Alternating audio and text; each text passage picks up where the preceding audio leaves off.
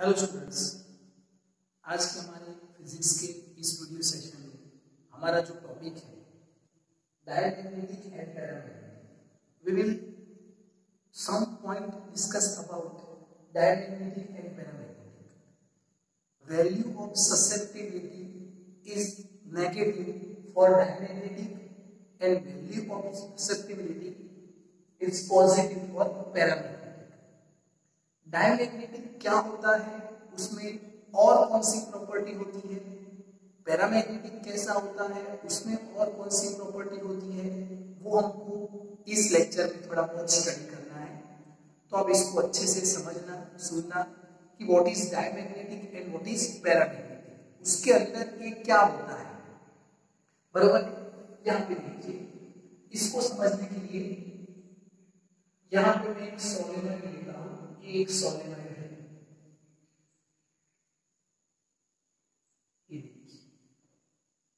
एक सोलेनॉइड, बराबर. इसके अंदर ऐसे करंट फ्लो हो रहा है. अब ये जो सोलेनॉइड का मैग्नेटिक फील्ड है, किसका मैग्नेटिक फील्ड, सोलेनॉइड का मैग्नेटिक फील्ड, वो हम लेते हैं म्यू 0 इंटू एन इंटू आई. म्यू 0 एन इंटू आई हमने डिराइव किया हुआ फॉर्मूला है चैप्टर नंबर 4 में. तो इसकी जो डायरेक्शन है वो इस डायरेक्शन में है. कहां पे, इन दिस डायरेक्शन. ऐसे ये कितना है, mu 0 n into I. This is the magnetic field due to solid. Okay, due to solid.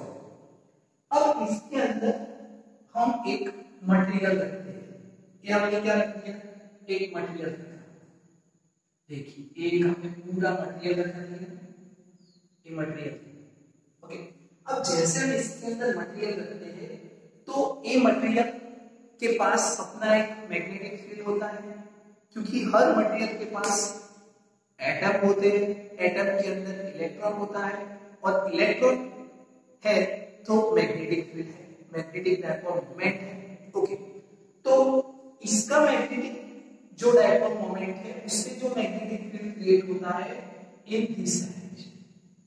In this direction ये मैग्नेटिक फील्ड कितना है, तो magnetic field due to material, ये इसको क्या करता है, देखिए ऑपोज करता है.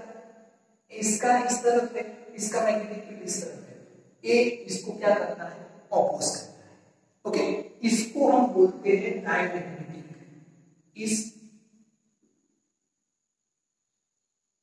मटेरियल को हम क्या बोलेंगे, डायमैग्नेटिक. समझ में आएगा आपको. अब देखिए यहां ये फिर से मैंने एक सोलेनॉइड लिया. ओके, अब इसका मैग्नेटिक फील्ड इसी डायरेक्शन में कितना है, mu 0 n into I. Magnetic field due to solenoid in this direction. Okay, अब इसके अंदर हमने फिर से एक मटेरियल रख दिया, फिर से हमने एक मटेरियल रखा. जैसे हमने इसके अंदर एक मटेरियल रखा तो हमने देखा कि इस मटेरियल से जो मैग्नेटिक फील्ड क्रिएट हुआ in this direction. Okay, this magnetic field due to material. Okay, in same direction. ऐसे मटेरियल को हम बोलते हैं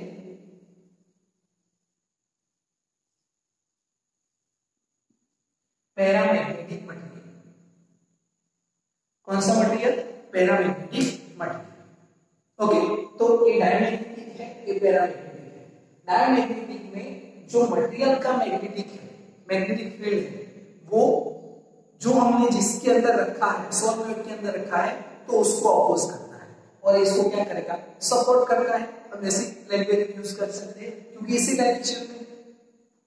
अब ये कैसे होता है, ये इसको कैसे अपोज करता है, तो अपोज करना एक लॉज ऑफ नेचर है कि जब भी कोई ऐसे हमारे सामने कोई मैग्नेटिक फील्ड इस तरफ आएगा तो हम इसको अपोज करेंगे.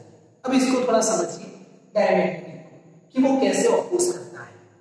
तो हमने एक मटेरियल लिया, इस मटेरियल के अंदर जो इलेक्ट्रॉन है वो इलेक्ट्रॉन इस तरफ भी मूव करते हैं और इस तरफ भी मूव करते हैं। तो ये जो हमने मटेरियल लिया है उसके अंदर थोड़े बहुत इलेक्ट्रॉन इस तरफ मूव कर रहे हैं और थोड़े बहुत इलेक्ट्रॉन इस तरफ मूव कर रहे हैं। तो इसका जो मैग्नेटिक फील्ड है, मैग्नेटिक डायपोल मोमेंट है, मैग्नेटिक मोमेंट, वो इस डायरेक्शन में भी है और इस डायरेक्शन में भी है। फिर से इस डायरेक्शन में भी है और इस डायरेक्शन में भी है। किस में है? हमने जो मटेरियल लिया है उसमें। कौन सा मटेरियल लिया है? डायमैग्नेटिक। हमने देखा कि हमने इसमें ऐसे करंट फ्लो करवाया, ऐसे, तो इसका मैग्नेटिक मोमेंट इस तरफ है, और ऐसे करवाया राइट हैंड रूल से तो ऐसे, मतलब दोनों ऑपोजिट डायरेक्शन में। अब हमने क्या देखा कि जो डायमैग्नेटिक मटेरियल होते हैं उसका नेट मैग्नेटिक मोमेंट कितना हो जाता है? 0। ये देखिए, और यहां ये दोनों ऑपोजिट डायरेक्शन में, दोनों ने एक दूसरे को बैलेंस कर दिया और नेट मैग्नेटिक फील्ड कितना हो गया? 0। किसका?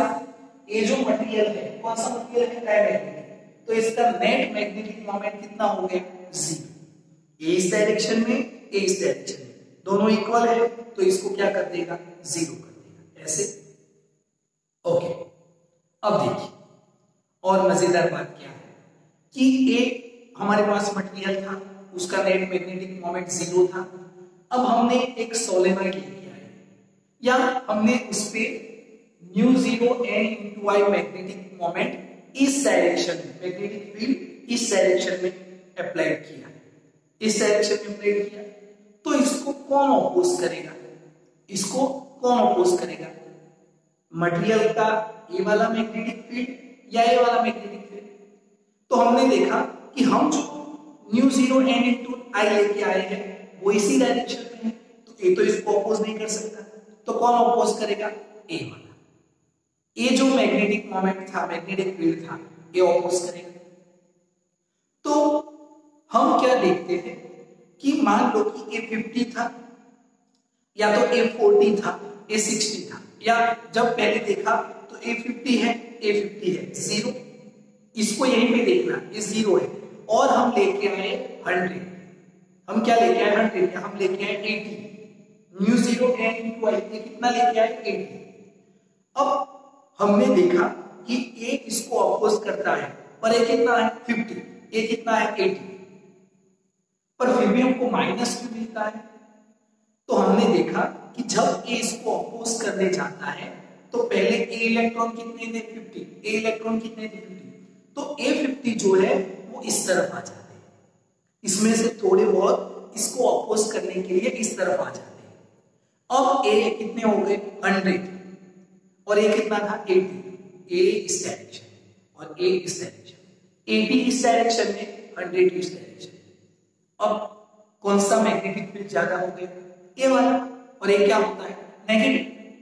इसीलिए डायमैग्नेटिक में हमको ससेप्टिबिलिटी का वैल्यू कैसा मिलता है? नेगेटिव मिलता है। कैसा मिलेगा? नेगेटिव मिलेगा। आ रहा है समझ में आपको? कुछ अच्छे से समझना। जैसे यहां पे देखिए, इसको और क्लियर करते हैं कि एक डायमैग्नेटिक मटेरियल है ऐसे, तो इसके पास A कितना है? 50, तो A भी कितना है? 50। हमने बाहर से एंटर किया μ0 n into I, और A कितना किया? 8। तो A इसको ऑपोज करता है, इस डायरेक्शन में इसको ऑपोज करेगा, पर जब A इसको ऑपोज करना चाहता है तो A वाले इलेक्ट्रॉन भी इस तरफ आ जाते हैं। मान लो कि इसमें से 40 इलेक्ट्रॉन इस तरफ आ गए, कितने? 40 यहां पे। अब A कितना हो गया? 90, तो A 80 और A 90, अब किस डायरेक्शन में ऑपोज करेगा? इन दिस डायरेक्शन। वैल्यू क्या है? -10। तो दिस इज द डायमैग्नेटिक, इसको हम क्या बोलते हैं? डायमैग्नेटिक। ओके, समझ में आ रहा है? तो इस ऐसे मटेरियल को डायमैग्नेटिक बोलते हैं। और नेगेटिव क्यों, कैसे होता है, समझ में आएगा? ओके, तो इसको हम जरा नोट कर लेते हैं कि डायमैग्नेटिक क्या है।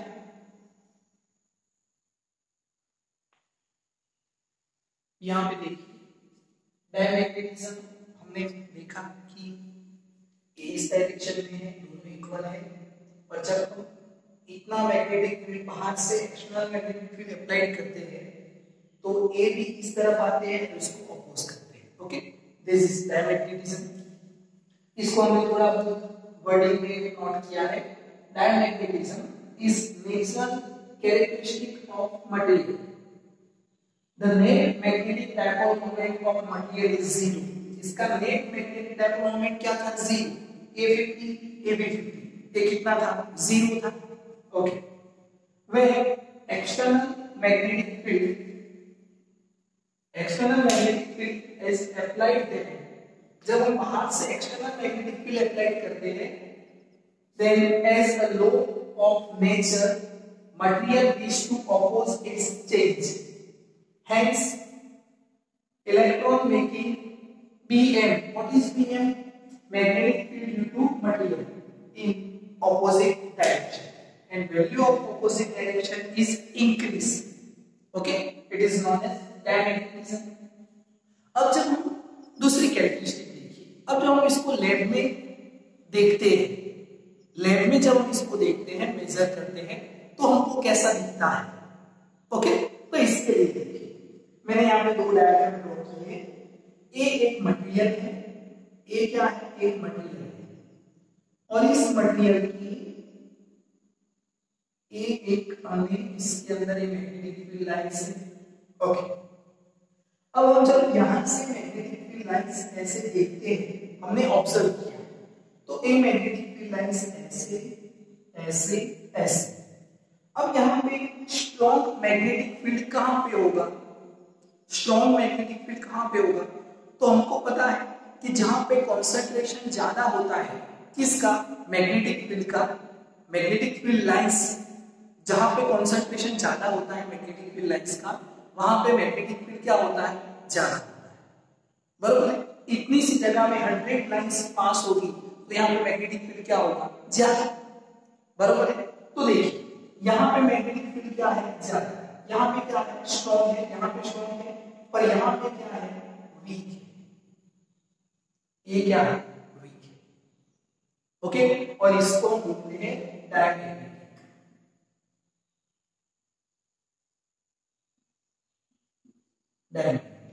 और यहाँ पे देखिए, यहाँ पे क्या है? स्ट्रॉन्ग है। ये यहाँ पे स्ट्रॉन्ग है और यहाँ पे वीक है। यहाँ पे स्ट्रॉन्ग और यहाँ पे वीक। इसको हम बोलते हैं पैरामैग्नेटिक।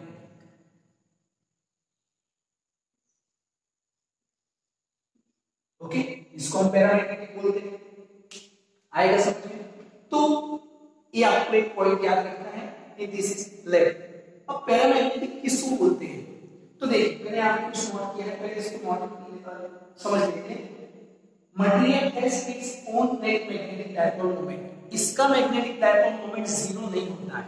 इसको इस तरीके से समझने का ट्राई करना कि डायमैग्नेटिक में net magnetic dipole moment zero होता है, but in paramagnetic material net magnetic dipole moment is not zero. उसका कुछ डायपोल मैग्नेटिक मोमेंट होगा।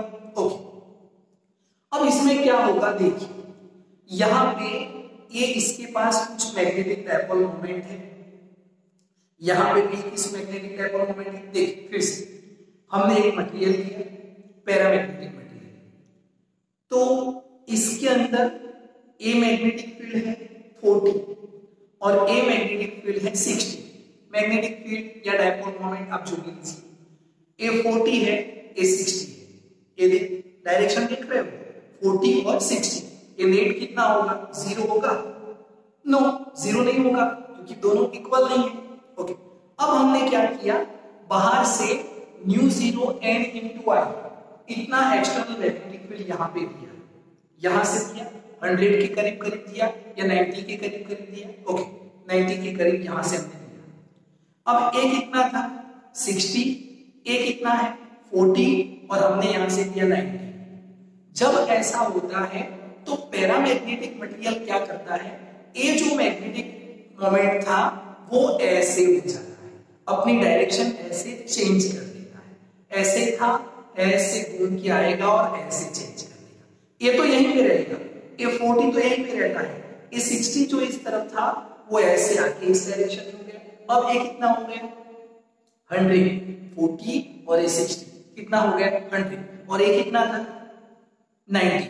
अब क्या होगा इस डायरेक्शन में दोनों सब एक डायरेक्शन में आ गए, इसको हम क्या बोलते हैं paramagnetic. This direction paramagnetic, A paramagnetic की कैरेक्टरिस्टिक है, वो अपने आप अपनी डायरेक्शन चेंज कर देता है align to magnetic field, external magnetic field उसके लाइन में आ जाता है। देखिए material has its own magnetic dipole moment, कुछ मैग्नेटिक डाइपोल मोमेंट होता है in presence of external magnetic field, in presence of external magnetic field, external magnetic field है its aligns means उसी की डायरेक्शन में, its aligns itself with applied field and increase its value। ए हमने external magnetic field लिया तो ए अपने आप को चेंज करके इसके अलाइन हो जाता है और इसका वैल्यू क्या करता है इंक्रीज करता है, increase its value. This is known as paramagnetic. Okay, and this showing length, diamagnetic and paramagnetic. Okay, तो ये हमको इसके अंदर एक कैरेक्टरिस्टिक देखने को मिलती है, बरोबर है।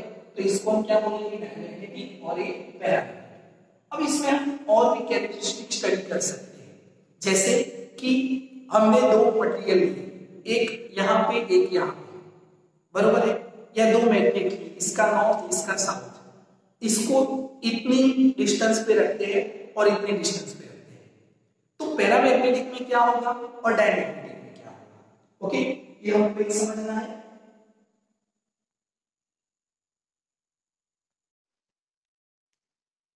यहां पे देखिए बच्चों, डायमैग्नेटिक एंड पैरामैग्नेटिक में हमने एक टेबल बनाया है जिसमें कैरेक्टरिस्टिक्स नोट किया हुआ है।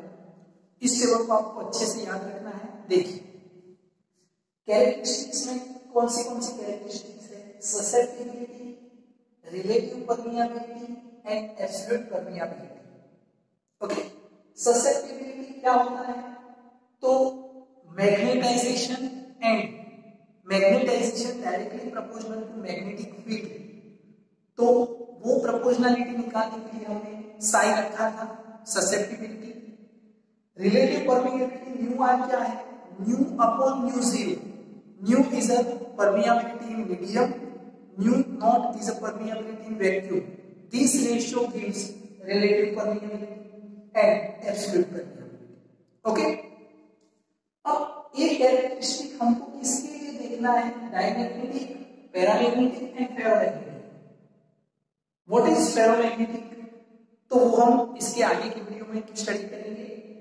ओके, पर अभी आपको सिर्फ इतना याद रखना है।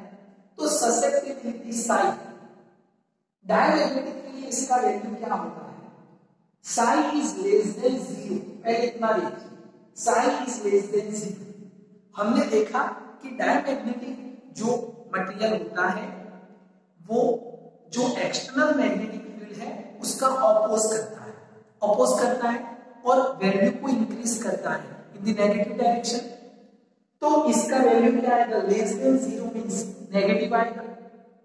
ओके, कितना होगा -1 लेस देन और इक्वल टू साइन, -1 ये वैल्यू क्या है, इससे लेस है और इसके इक्वल टू है, तो इसका वैल्यू इससे कम और इससे ज्यादा, बरोबर है।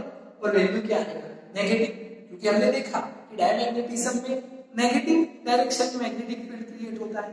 ओके, पैरामैग्नेटिक में क्या होगा, ससेप्टिबिलिटी का वैल्यू, तो पैरामैग्नेटिक उसको क्या करता है, पैरामैग्नेटिक के अंदर उस मैग्नेटिक जो बाहर से मैग्नेटिक फील्ड हम अप्लाइड करते हैं उसके अलाइन होके इसको ऐड करता है उसकी डायरेक्शन में, तो इसका value greater than 1। Okay, greater than 1 और लेस देन 0, मतलब 0 से बड़ा और यहां से बड़ा, समझ में आ रहा है आपको, तो ये आपको याद रखना है। ओके, और फेरोमैग्नेटिक में ग्रेटर देन 1 बहुत ज्यादा वैल्यू है इसका। ओके, रिलेटिव परमिएबिलिटी में क्या है, 0 लेस देन और equal to mu naught less than 1। Relative permeability भी इसमें क्या है, लेस देन 1 है, ओके, पर 0 से ग्रेटर है, मींस पॉइंट में कुछ वैल्यू होगा। तो ये जितनी भी कैरेक्टरिस्टिक है और किसके लिए क्या है, ये टेबल आपको याद रखना है, शॉर्ट क्वेश्चन में आपको बहुत यूज होगा, ओके, ये मतलब यूजफुल होगा।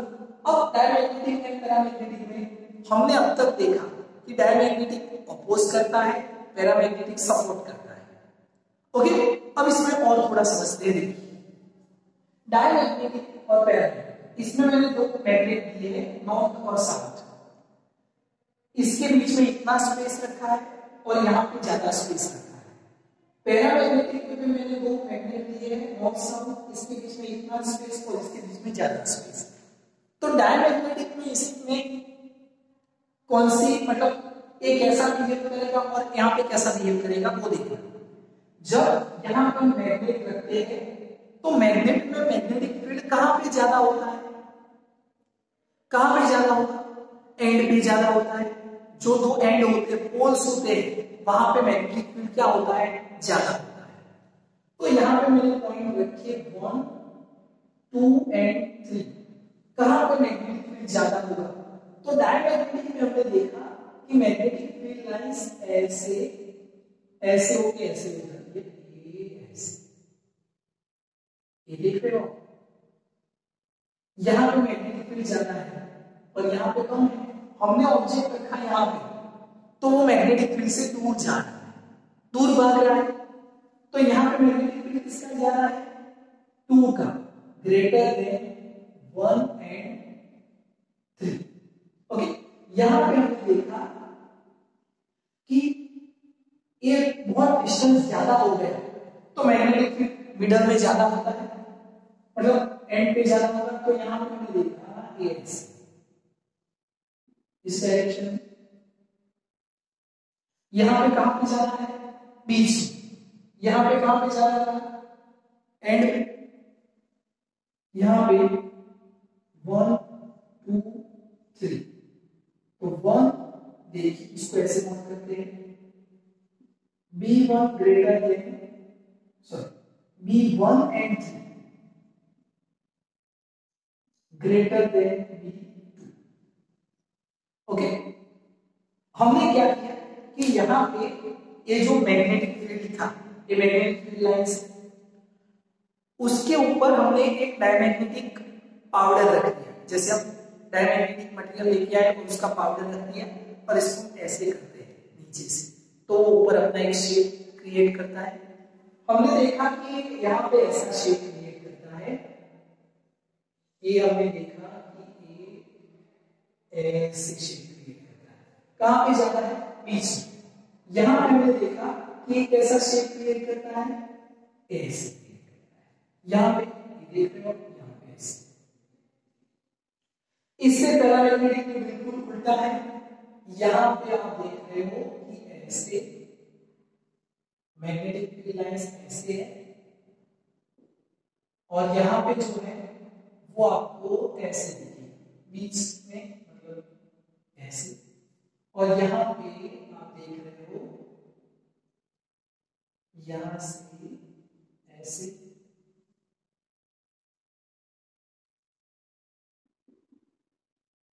तो ये हमको यहां से ऐसे मिला,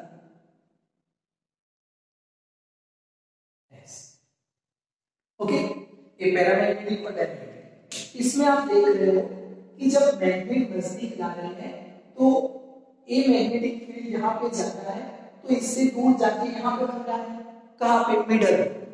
फिर मैग्नेटिक फील्ड कहाँ पे स्ट्रॉन्ग होना चाहिए, पोल के पास, यहाँ पे कहाँ पे ज्यादा बन रहा है, middle.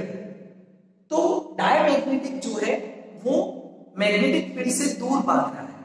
Diamagnetic material magnetic field का अपोज करता है, यहाँ पे ज्यादा है तो यहाँ पे हो गया, यहाँ पे कहाँ पे ज्यादा रहना चाहिए, तो मिडल, तो ये कहाँ पे, एंड पे हो गया। पैरामैग्नेटिक में इससे बिल्कुल उल्टा है, जैसे हमने यहाँ पे ये देखी, ये मैग्नेटिक फील्ड क्रिएट किया, मैग्नेट लगा के हमने इस डायरेक्शन में मैग्नेटिक फील्ड क्रिएट किया। अब हम एक मैग्नेट लेके आए और ये मैग्नेट इस डायरेक्शन में ऐसे है, ये एक मैग्नेट यहाँ पे हमने रखा तो वो ऐसे हो गया, इस डायरेक्शन, ओके। यहां पे मैग्नेटिक फील्ड क्रिएट किया, नॉर्थ टू साउथ इस डायरेक्शन में मैग्नेटिक फील्ड होगा। यहां पे एक मैग्नेट रखा तो वो ऐसे ऐसे स्ट्रेट कर रहा है, ओके। तो इसमें क्या है, मैग्नेटिक फील्ड कहां पे ज्यादा होगा, एंड पे। तो हमने देखा कि ये जो मैग्नेट है वो कौन से मटेरियल में से बना होगा, डायमैग्नेटिक। तभी तो नॉर्थ के पास भी नहीं रहता, साउथ के पास भी नहीं रहता, ऐसे हो जाता है, ऐसे काम होता है। वो बीच में रहना पसंद करेगा ऐसे, क्योंकि मैग्नेटिक फील्ड यहां पे ज्यादा होता है और ये मैग्नेटिक फील्ड को क्या करता है, अपोज करता है। यहां पे ये मैग्नेटिक फील्ड को पसंद करता है, सपोर्ट करता है, तो उसके अलाइन लाइन में सेट हो जाएगा। तो याद रखिए, डायमैग्नेटिक मैग्नेटिक फील्ड का अपोज करता है, पैरामैग्नेटिक मैग्नेटिक फील्ड को सपोर्ट करता है, ओके। तो हमको जब हम लैब में ऐसे एक मैग्नेटिक फील्ड में रखते हैं तो ऐसे हो जाता है, ऐसे रखा हमने तो ऐसे हो गया, तो हमको पता चल गया कि ये मैग्नेट कौन से मटेरियल में से बना है, डायमैग्नेट। और अगर मैग्नेटिक फील्ड की डायरेक्शन में मैग्नेट हो जाएगा तो वो कौन से मटेरियल में से बना है, पैरामैग्नेट, ओके। तो ये आपको याद रखना है। इसके बाद हमको और स्टडी करना है कि इस पे टेम्परेचर का क्या इफेक्ट होता है, और टेम्परेचर का इफेक्ट मींस क्यूरीज फ्लो, वो हम नेक्स्ट वीडियो में स्टडी करेंगे। तब तक आपको ये याद रखना है और अच्छे से इसको समझना है। टेक्स्ट बुक में भी आप रीड करना तो आपको और भी उसके अंदर जो है वो वर्डिंग मिलेंगे और आपको ज्यादा उसमें समझ में